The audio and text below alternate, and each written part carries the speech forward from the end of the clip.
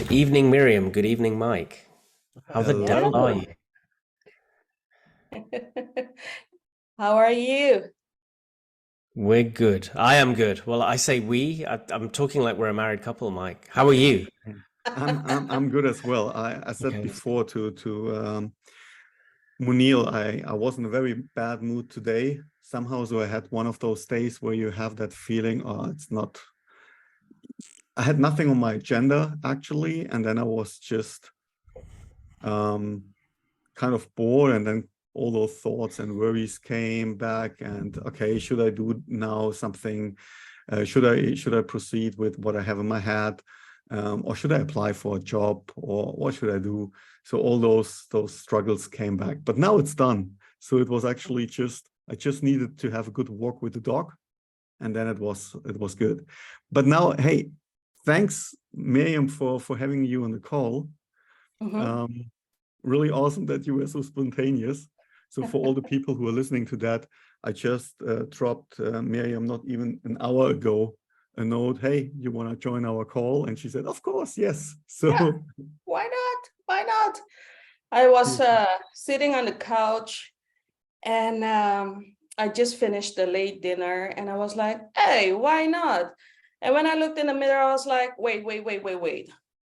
You're having a bad hair day. You got to fix this, lady. You got to fix this. yeah, we also had a bad hair day today. So I can tell. Yeah. At least yours you can fix, Miriam. But you can fix it too if you want. Spare a thought for the rest of us, you know. No, interestingly though, my friend, because what happens is, I don't know if this happens to Mike, but I shave with a razor and I keep cutting myself, or when you bang your head on things, you get scars. So my head is fully scarred. And he was like, you know, we should get these wigs. So you basically grow the bits that grow, and then you get this real hair that they stick on, and then you get it's like real hair. So you can wash it, you can get it cut every 4 weeks.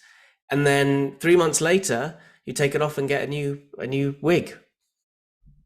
Seriously, do you want that? I don't think you want money. You know what I would do? I would do it just to see what I look like with hair these days. You can do it in the app. Just download the app. I mean, no, but I want to feel it. You know, I want to run my fingers through my fake hair and, you know, like do all this stuff and be exactly. Look, be like that and be like that, and then use some hair product, and then think I'm bored of this, and then just get rid of it after 3 months.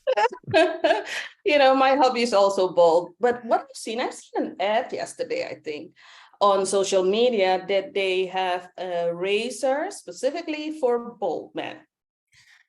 Oh. Yeah. So you don't cut yourself or get injured. Next time, so these are the same razors that you can use for your balls, right? So it's yeah. Be careful with that part, especially that part. Be careful. I've seen that there's a hairdresser in New York specifically for that part. For balls. Yes. And guys, it's very, very busy. What I've seen, that guy is making money. Maybe you shouldn't think too long about the part. Like, okay, this is how he's doing it, and you can even choose. Like, I want a Z from Zorro, or you know. Okay. Or dreadlocks. Yeah, anything you want. You name it. Impressive. So 5 minutes in, and we've been talking about ball hair grooming. Thanks, Mike. Oh my gosh, I gotta love. But hey, Miriam, maybe just to introduce you to the audience, we met also in Tallinn at Mind Valley Ever Coach Super Coach event this year. And you gave me that lovely book of yours. So I hope now the camera is not catching it. So you gave me that beautiful book, which is called Caregiver 2.0 From Burnout to Powerhouse. And on the back of the book, you're described as a devoted wife, inspiring author, caregiver, advocate, motivational speaker, and business entrepreneur. What I actually thought, or what we thought when we met you, there's a key thing missing, because you're also a pretty cool person to hang around with. So, but maybe you want to give us a little bit of background about you and what led you to become a caregiver. Yeah, sure. Thank you. By the way, I'm so happy we met in Tallinn. It was awesome. And I think all of you who are watching right now, you're seeing a very happy Meriam. You're seeing a very, a woman who loves everything that, you know, when it comes to being with these two gents. To be honest, I am enjoying life to the max right now. But you should know there was a time in my life when it sucked. It really sucked. It started in 1998.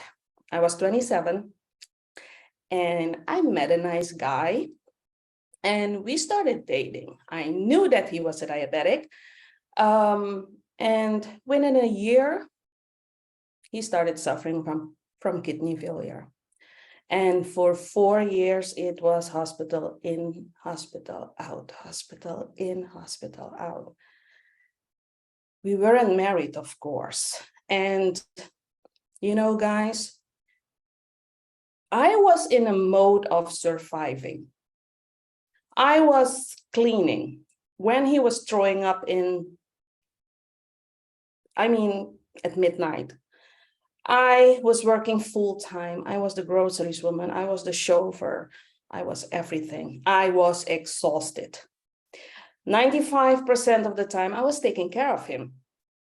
And Meriam didn't ask for help because she thought she could do the caregiving role alone, but she thought wrong.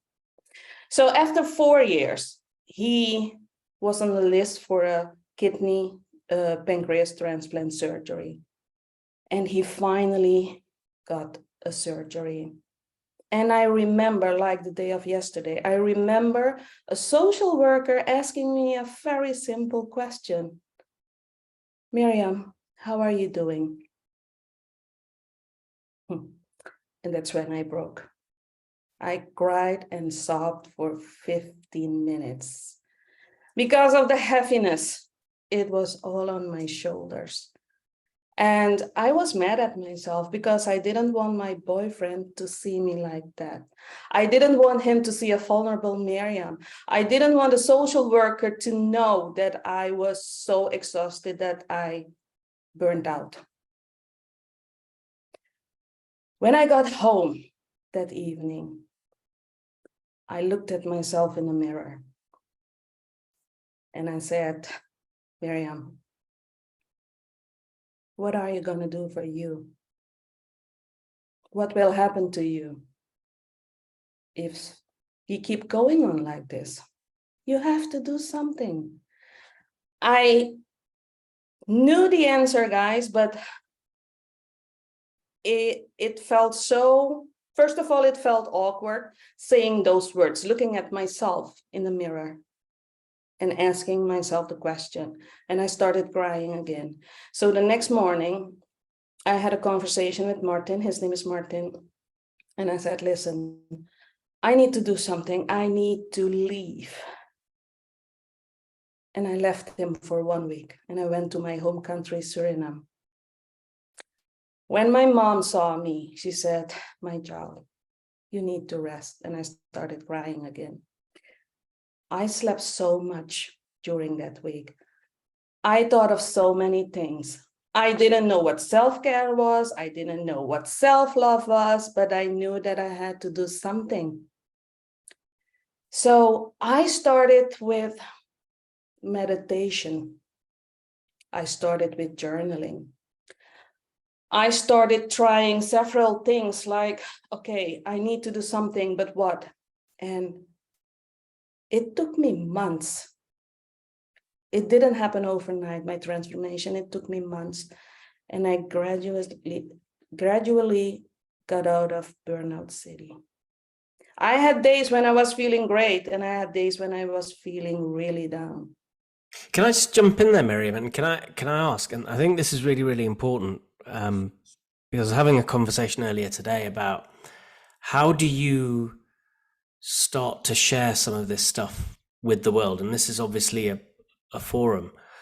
What specifically led you to meditation and to journaling? Because you'd left that situation, you'd gone home to a place where you felt safe. Because you felt safe, you rested, you slept. Yeah. Now, for most people, they'd think, well, that's all I need, and then I'll just go back into the war. But you didn't. What can you tell us about that a little bit? Yes, sure. So what I found out is that I started calling Martin. Of course, I was in Suriname and we called twice a day. And because my head was so full, I realized that I was forgetting things. And that's when I took pen and paper and started writing the first words. And when I discovered that it cleared my mind, I liked the idea. I loved the idea. And it gave me some kind of peace and ease. So that's how I started journaling. Mhm.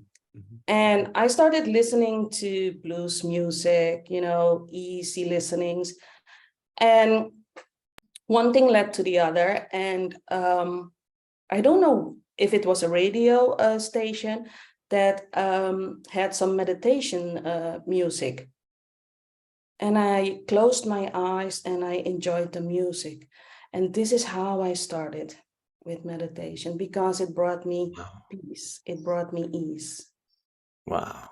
I couldn't concentrate. Yeah, I couldn't concentrate in the beginning. I was like, there was so much going on in my mind. Guys, I'm gonna be honest with you. If Martin didn't had that surgery within a year, he wouldn't be here right now with me. Mm-hmm. And that's what the doctors told us.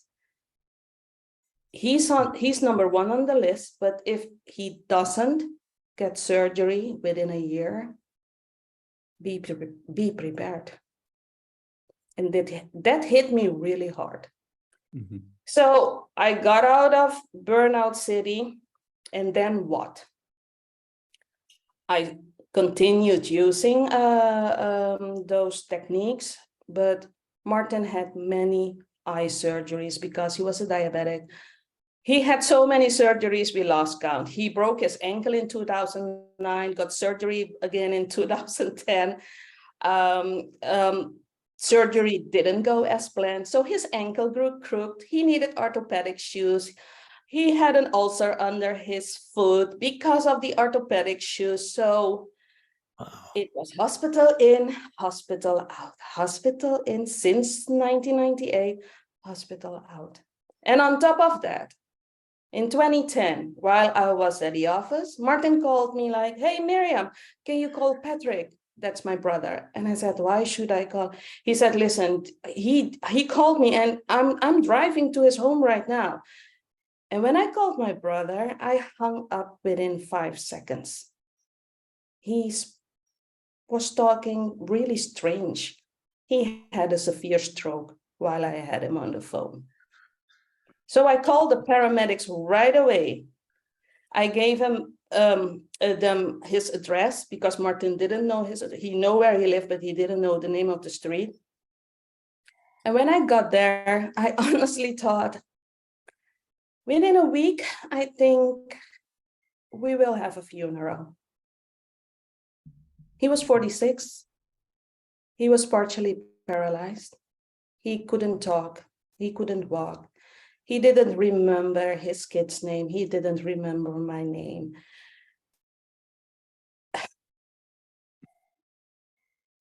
So the next 2 weeks, it was his birthday. We spent his time with him in the ICU. I remember that we as brothers, sisters, kids, we were holding hands and praying. He couldn't talk, he couldn't walk.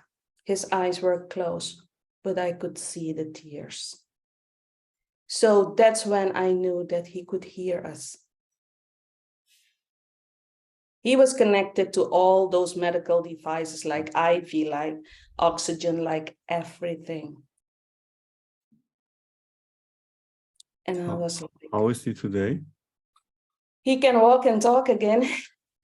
He lives on his right arm isn't functioning. He doesn't need 24/7 care, but he still needs care. For instance, his financial administration, doctor's appointments and all those things. But I went to the hospital every day to shower him because, you know, the nurses, they did all they could for their patients in the short amount of time they had, but they could only freshen him up every day. And once a week, they could shower him. And I was so convinced that showering daily would speed his recovery. So I asked the doctors, like, I know he's connected to medical devices, but can we please, as a family, shower him daily? And they agreed. They told us the do's and the don'ts. But then I had to pop the question. My brother, a grown man, I don't see him naked. And I asked him, Patrick, are you okay with me showering you?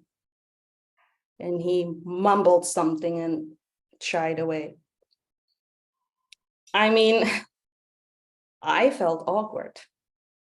I felt embarrassed, and so did he. But that's when I told him, listen, bro, I know you feel awkward, but I feel awkward as well. I know you feel embarrassed, but I feel embarrassed as well. But I'm so sure that you will recover. It will speed your recovery. So are you in? And he said, the first time it felt, yeah, of course, awkward. The second time it felt awkward too. But the third time it was like, hey, how are you feeling today? Let's do this. And the nurses and, you know, the medical professionals, after a week, they were blown away by the results. And they said, he's talking strange words, but he was talking Surinamese. He went back to the basic. And when I heard him talking, I told the doctors, no, he's talking Surinamese, but they thought that he was mumbling strange words, but he was talking Surinamese.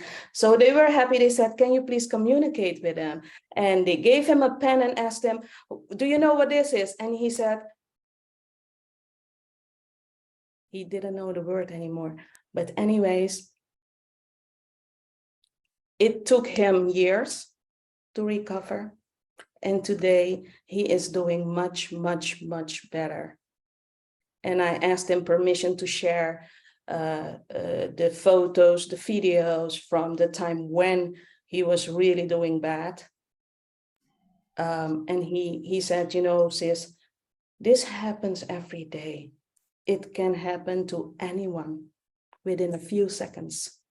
So yes, please share, and please share your story. Because yeah, once again, it happens to everyone. So 1 year later, in 2013, I started a web shop, in clothing, exclusive clothing for full-figured women, because I wanted to show the world that everybody is beautiful. And I loved that. You know, it was such a great time. I closed the web shop in 2019, but because I knew there was something else I wanted to do, but at that time I didn't know what I wanted to do. And I met someone online in 2019, November 2019, and we tried to have a conversation, like a coffee chat, a Zoom coffee chat. And finally, 8 months later, or 9 months later, in August of 2020, we finally had a Zoom meet and greet. And she asked me, just like you guys, hey, can you tell me a little bit about Meriam? And I said, of course. And I started sharing my story. And I was so busy talking and not paying attention to the screen. And when I finally looked at the screen, I saw that she had tears in her eyes. And I apologized. I said, hey, sorry, I'm so sorry. It wasn't my intention to make you cry. Oh my God, maybe I should write a book. And she said, well, Meriam, that's exactly what I wanted to suggest, and I would be honored to help you because I'm a writing coach. And I said, no, yo, I was just kidding. Who would want to read my book? Come on, I was just kidding. And 2 weeks later, I started writing Caregiver 2.0 from Burnout to Powerhouse. Well, how long did you write on that book?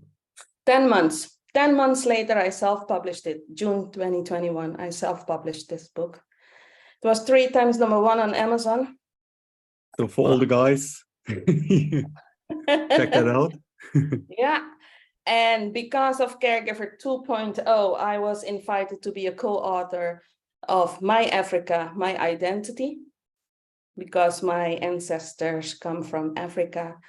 And together with 15 other authors, we share our story to inspire and motivate, especially young ones, to show them that, you know, life can suck sometimes, but there are possibilities. Don't give up. There are possibilities. Always try to look for possibilities and grab opportunities. Listen to your gut.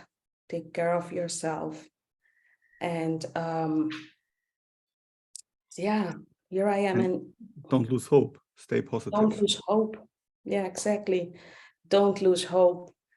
So because of my journey today, I have the privilege and pleasure to coach caregivers. Wow. And that is, I turned my pain into my purpose. Do you see that? I got goosebumps. Thanks There's for also sharing. Miriam. That's yeah, that's beautiful. And there's also the thing I like about what you're saying is effectively what you've done is you've seen the gift of your situation, right? And now actually not only have you done that, but you're living the gift of the situation that you had, and you're supporting other people, and you're not just kind of saying, well, okay, that bit's over, time to move on, what's next? You're like, okay, that bit's over for me, but it's not over for other people. And so, and the reason I make a point of that, and it's a really big point to make, is because every single time you talk to someone that is going through this, what does this do? This stirs up the memories of what you went through. Yeah. Right? Yeah. Over and over and over and over again. And you see, the danger there is our brain doesn't always know the difference between what's real and what isn't, right? So, you know, the fact that you are here, the fact that you are healing, the fact that you are supporting people is testament to 2 things. Firstly, your adaptability. Secondly, your love and service to the world. But thirdly, and most importantly, that whilst you are reliving, you know, 1998 onwards, every time you're supporting someone, you're still looking forward. Yeah. And you're still building that future, and you're creating not only other people's futures with them, but you're creating your own. And I think I really, really want to emphasize that to people that are listening, right? That is a massive, I don't know if it's resilience, I don't know if it's magic, I don't know what it is, but it's a massive pool of resource, right? So, you know, well done. Sorry, that was a bit. No, I feel you. And the more I talk about it, the more I share my story, the more I realize that it is so needed.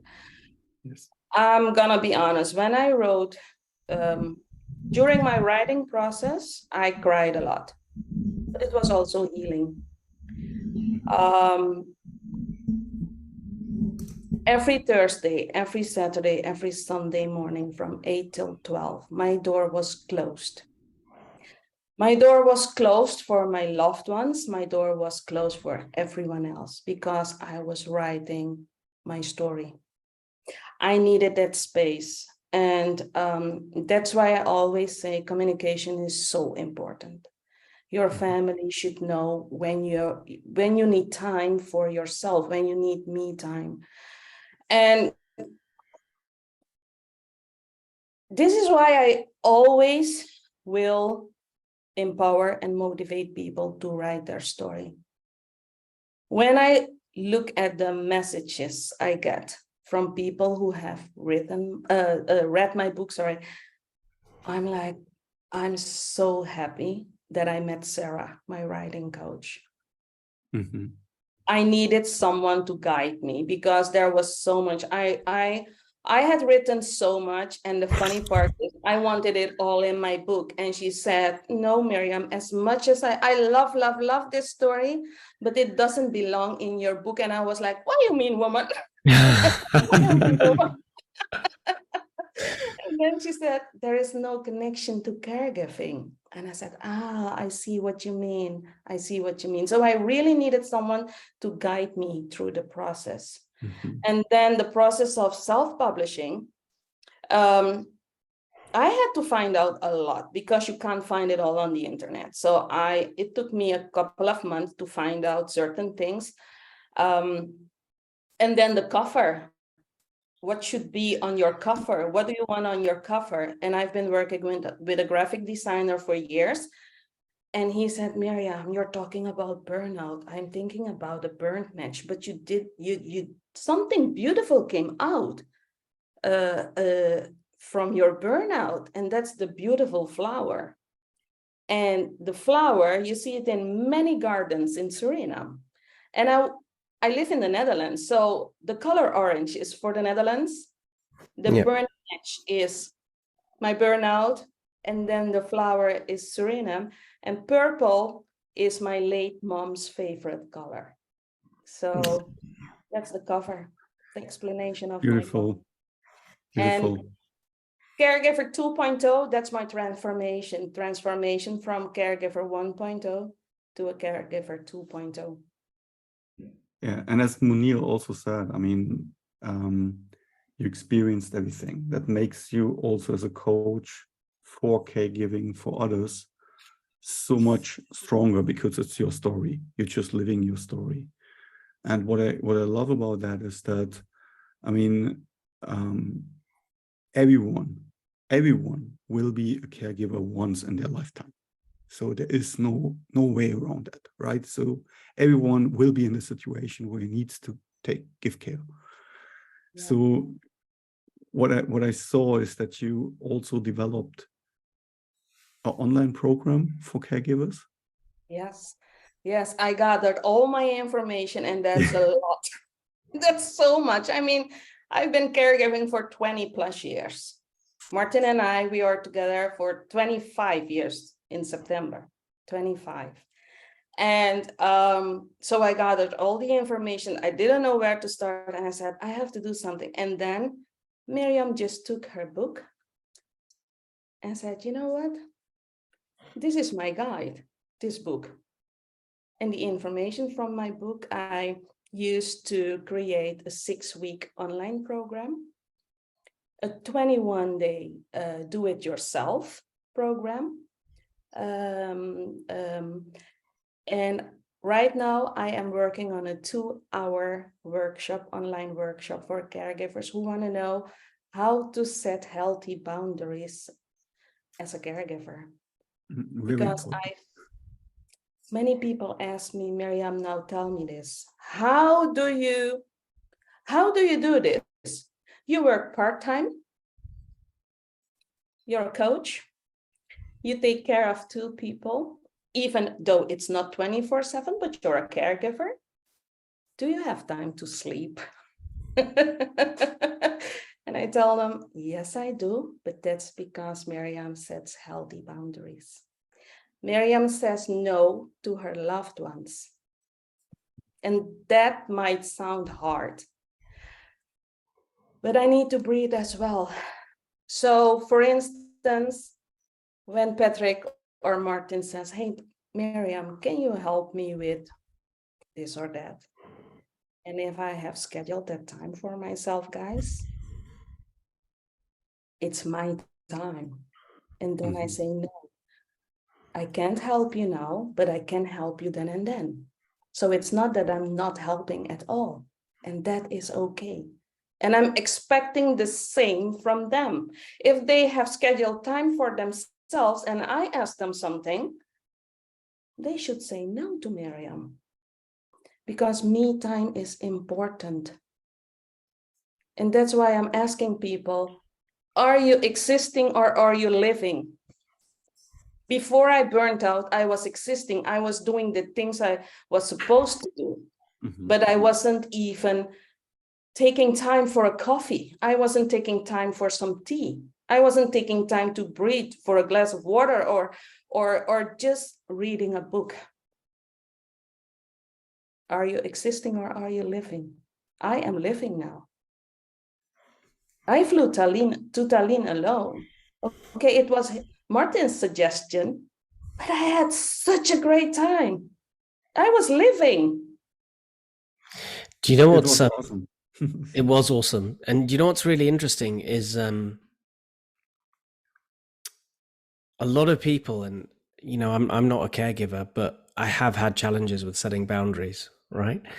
And those challenges mean that, you know, illness and resentment and stress and all that sort of stuff sits in your body. So, you know, just based on what you've said, you know, my call to action for everyone, all 4 people that are listening to this, Mike,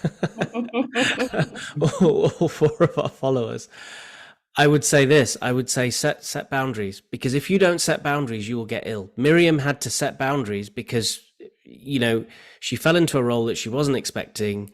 And then in that role, you know, she became emotionally unwell, right? And that probably manifested itself physically as well, right? Yeah.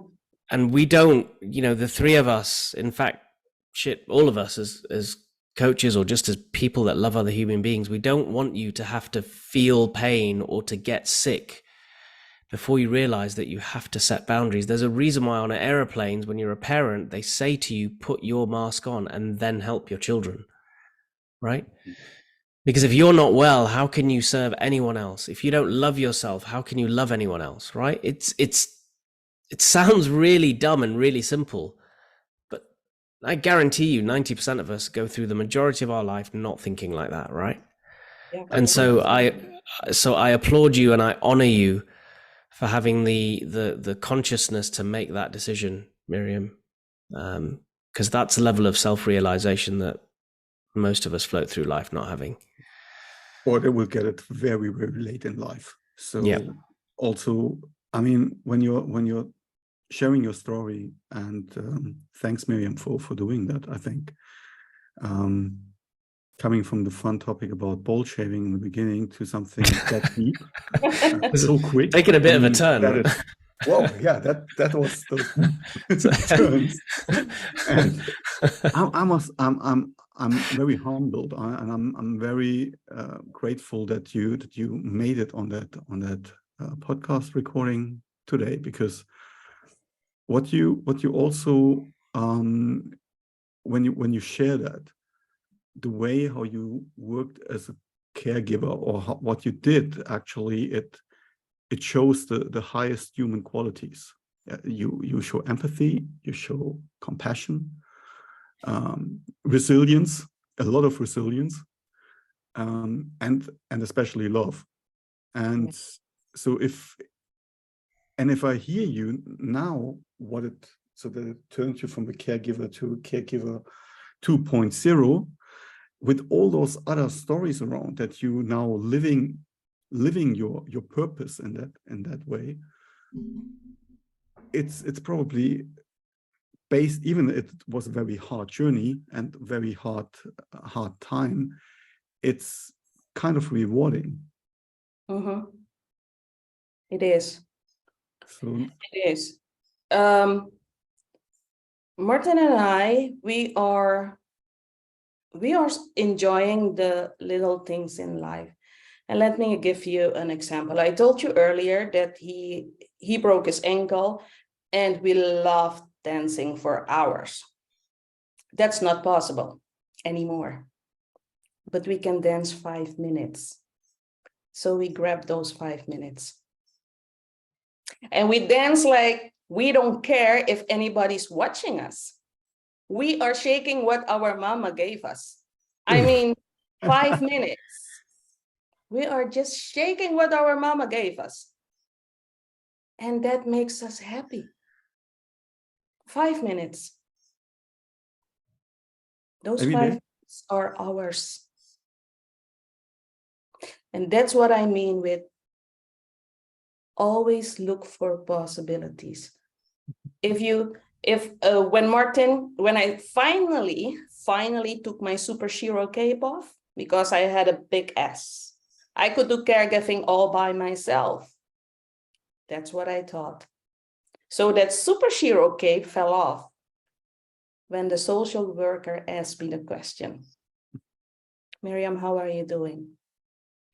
So when I finally started asking people for help, and for instance, I knew that my neighbors could cook for me and they would cook for me, I grabbed that opportunity.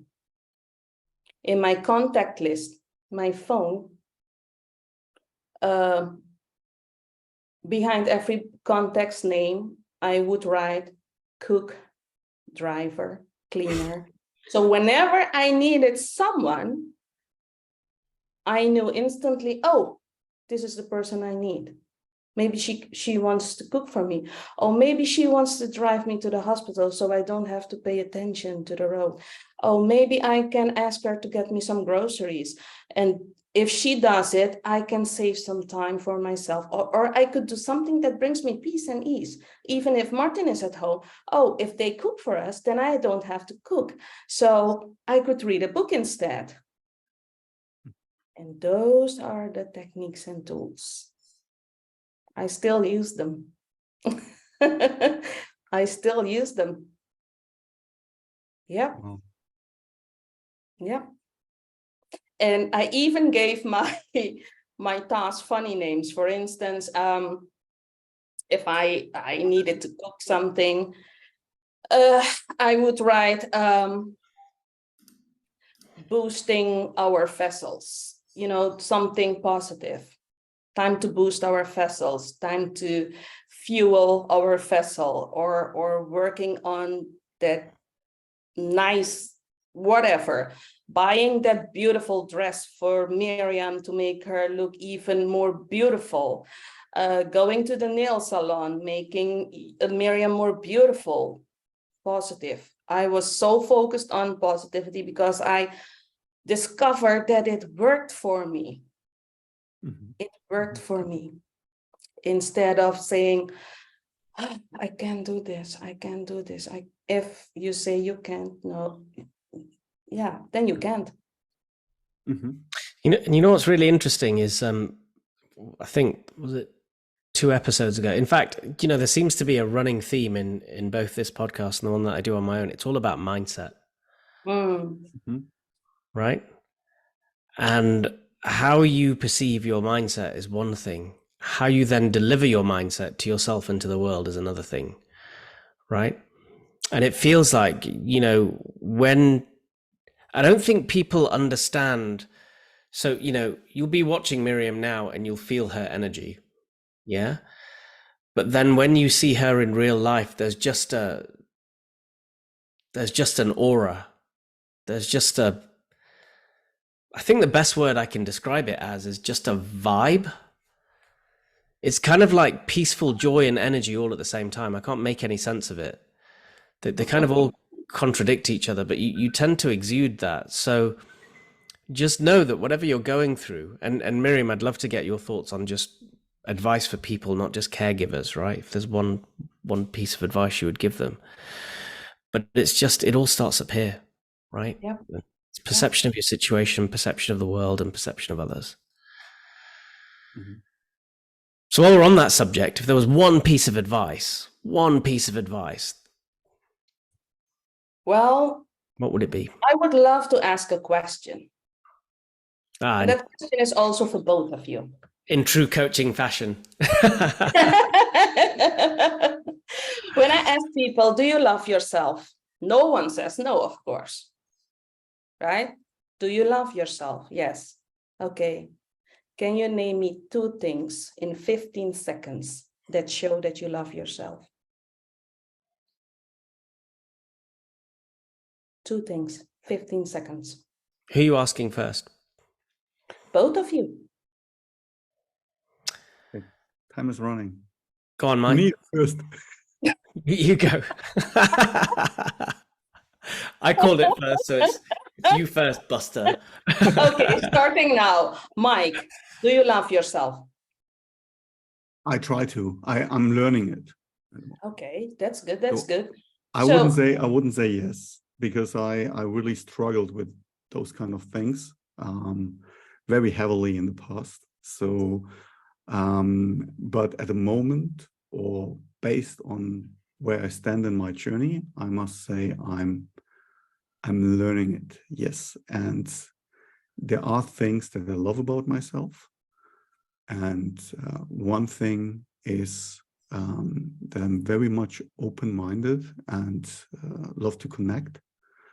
And the second thing is my creativity that really helps me to make other people shine. Oh, I love that. And I love that you shared it. You know, taking baby steps, Mike. Yeah, that's baby steps.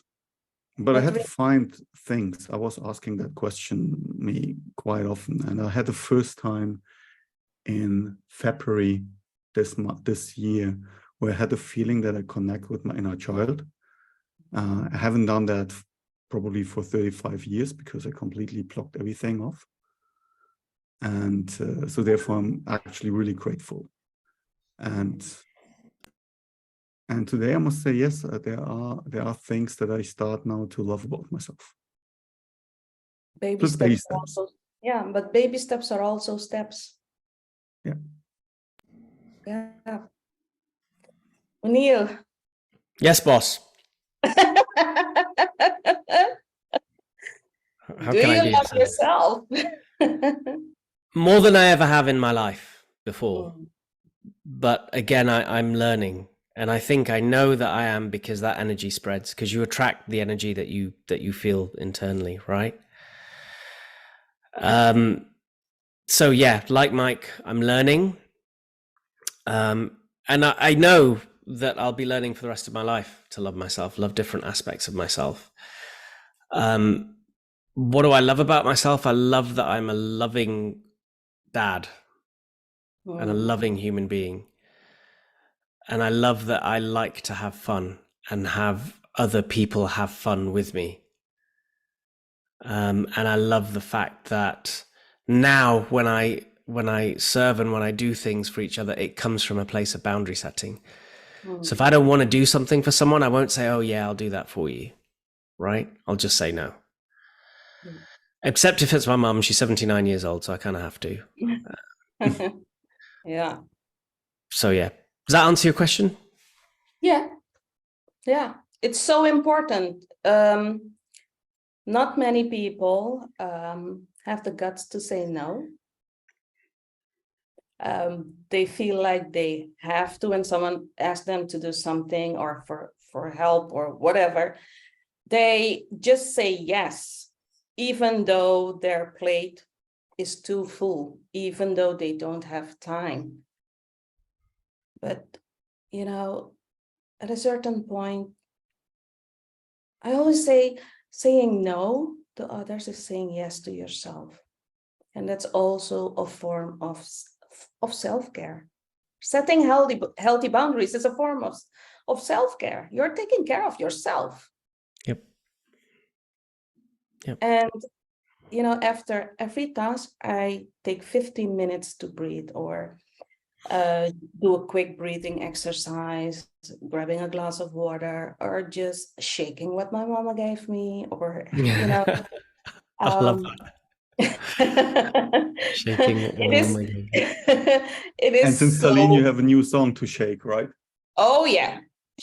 Sometimes I watch the video and I'm like, but then if I have my ear pods in, hubby comes and says, are you okay? I'm okay, join me. I've actually been dancing with the kids, playing it, Oh, we had so much fun. and we jump around. Yeah, we did have fun. We did have fun. Yeah, definitely. And I'm so glad that you guys started this podcast, Because it's so necessary for the world to know the different stories. It's so needed, especially now. People need so much love. People need someone to just listen to them. One of the main reasons why I do this is, there are a lot of podcasts that have made it big, and they have a lot of famous people, and famous people have stories. And for me, the big passion about podcasting is it's just normal, inspirational folk, right? There's nothing special about any of us. We're just normal folks. I mean, there is something fantastically special about you in terms of your caregiving and just the soul that you are. But essentially, it's just saying to people that you don't have to be anything extraordinary. The best extraordinary is to be yourself, to truly be yourself, to set your boundaries. Because when people see that is inspiration, that is love, that is joy, Yeah, and that's absolutely. powerful. And I love organic conversations like what Mike asked an hour ago. Hey, do you want to join our pod? Hell yeah, let's do this. Why not? Let's talk. It's how we roll. That's how we roll. And I don't know if you have noticed, Mike, in my book, I ask questions. And some of the, especially fellow caregivers who have read my book, they say, Meriam, some of those questions make me feel uncomfortable. And I said, I get it. But there was a time in my life when I needed to answer those questions, and it helped me. Yeah. And, sometimes they say, I really wanted to punch you through the pages because they felt really uncomfortable. But sometimes we got to be uncomfortable. We need to. I mean, this is where growth is.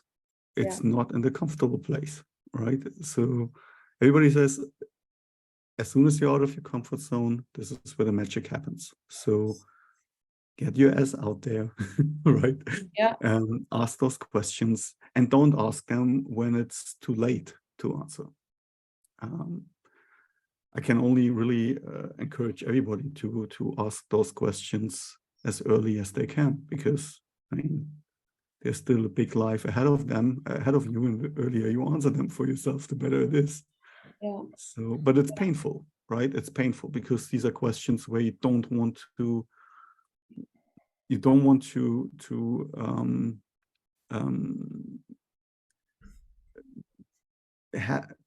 think so much about, because they hurt, and they hurt a lot. They hurt a lot, exactly. And I made that experience when I was in Peru last year, because I was in a temple with a tribe which is called Shipibos, and there was no electricity, so I only had a book with me and a journal. And you didn't want, when those questions pop up, also, I mean, when you have no time to distract yourself from anything else, from all the noise, or from, let's say, social media that keeps you busy, or there's the new Netflix series that keeps you busy, or anything like that, it's really hard. It's really hard, and you start to question everything. Yeah. And so. But I also have I have a last question for you, Meriam, because you started, I mean, the whole thing, that also your whole journey, the last years, everything, I mean, it transformed you now to a new Meriam somehow. So if I use now that question of the social worker that you started your story with, and I would ask you, how are you now? What would you say? Oh, I am doing great. It brings a smile to my face. This question brings a smile to my face because in the last couple of weeks, I have transformed a couple of people's lives. I've been transforming people's lives since I wrote my book. I've been transforming people's lives for many years now, but now I am more aware of it. I am more aware of the fact that I am making people happy, even if it's that they now have the courage to ask for help, or that they are grabbing an opportunity, or that they are seeing a possibility, or that they are trusting their gut, or that they are setting healthy boundaries, or that they are socializing after years of not socializing and taking care of themselves. And that makes me happy because they are happy. I am celebrating their wins, big and small. So that makes me feel wonderful, because I always say everyone deserves to be happy and have a wonderful life, especially caregivers. We are worthy of a wonderful life too. Beautiful. 100%. And I think that is a beautiful statement to end on. Yeah, We are Well, worthy. we all are worthy. And we deserve to have a wonderful life too. Absolutely. Thank you so much. Thank you, Mary. Thank you. Thank you That for was being with awesome. us. Lastminute.com. So, Thank you. hey, thank you.